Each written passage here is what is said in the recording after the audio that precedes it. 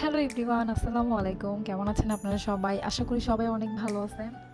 এই যে সকালে উঠে আমি চা বসিয়ে দিয়েছি। এই যে চাটা হয়ে যাচ্ছে। চা হওয়ার পরে আমি ফ্লাক্সে রেখে বাবুদেরকে নাস্তা খাইয়ে দিব, যাতে গরম থাকে আমি পরে নাস্তা করতে পারবো।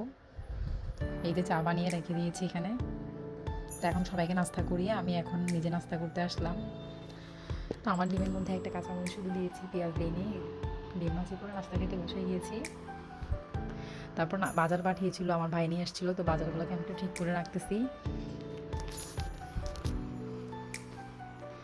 তারপর খালা চলে আসছে, আসলে ঘর মুছবে, তাই আমি ঘর মোছার আগে এগুলো একটু ঠিক করে ফেলতেছি, মোছামাছি কাজগুলো করে ফেলতেছি যাতে ঘরে আর ময়লা না হয়।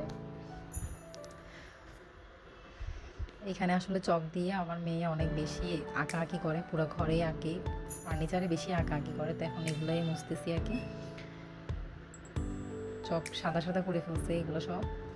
সে আসলে যখন পড়তে বসে ওই চকটাকে লুকায় রেখে তারপর আমি যখন কাজে থাকি তখন সব কিছুতে আসলে আঁকাআঁকি শুরু করে দেয়। তো এখন ফ্রিজটা আসলে পরিষ্কার করে নিচ্ছি। রান্নাঘরে চলে আসলাম, রান্নাঘরে এগুলো ধুয়ে নিচ্ছি, ধুয়ে আমি একটু জিরা বেটে নিব। এই যে বাটা শুরু করে দিলাম। আমি একটু ফ্রেশ বেটে দিতে চাচ্ছিলাম আর কি। না, আমি রাঁধুনি মশলাই আগে ইউজ করতাম, এখন ইদানিং একটু জিরাও বেটে ইউজ করতেছি যে মজা লাগার জন্য। মনে হচ্ছে মজা কমই হচ্ছে, তারপরও এই জন্যই।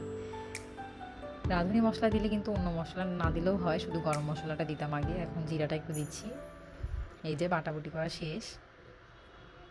এখন আমি চুলার মধ্যে প্রেশার কুকারটা দিয়ে দিয়েছি। আমি মাংস আসলে কুকার ছাড়া রান্না করতে পারি না। আমার কাছে কেমন জানি লাগে রান্না করতে, আমার ভালো লাগে না। আমার অভ্যাস হয়ে গেছে এটা, এই জন্যই আমি পাতিলে রান্না করি না। আমি শুধু কুকার ছাড়া আমি আসলে রান্না করাটা চিন্তাও করতে পারি না, এই জন্যই। আর যেহেতু আমাদের সিলিন্ডারের গ্যাস, এই জন্যই আমি আসলে বেশিরভাগ কুকারটা ইউজ করি। তো দেখতেছি আসলে এখন বের করবো কষানো হয়েছে কিনা এটা দেখার জন্য। তো এই যে হচ্ছে কষানো প্রায় শেষ। এখন আমি একটা উঠে দেখবো যে আসলে সিদ্ধ হয়েছে কিনা। দেখলাম যে হ্যাঁ, সিদ্ধ হয়ে গিয়েছিল। আমি কয়েকটা আলু কেটে দিচ্ছি, যেহেতু বাচ্চারা খাবে সেজন্য আলু প্রয়োজন। ওরা তো আলু ছাড়া খেতে পারে না। তো এখানে ওর বাবা লিচু নিয়ে আসছিলো, সেটাই ওরা খাচ্ছে। তা আমি দুপুরে ভাত খাওয়াই দিচ্ছি তাদেরকে, ভাত খাইয়ে ঘুম পাড়িয়ে দিব, যেহেতু তাদের মসজিদ আছে। আসরের পরে তারা মসজিদে পড়তেও যায় বাসার সাথেই, সেই জন্য তো তাড়াতাড়ি ভাত খাইয়ে তাদেরকে ঘুম পাড়িয়ে দিব।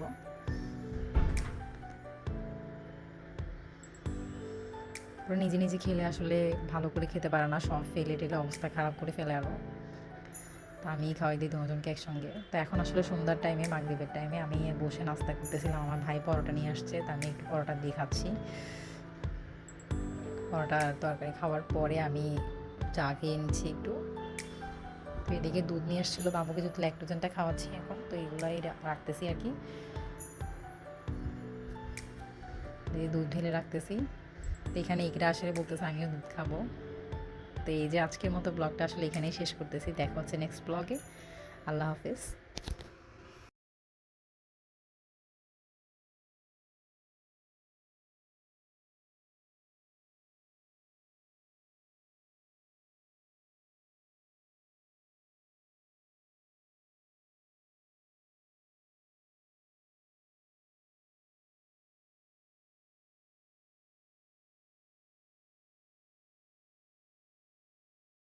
আজকের মতো ব্লগটা এখানেই শেষ করতেছি। দেখা হচ্ছে নেক্সট ব্লগে। আল্লাহ হাফেজ।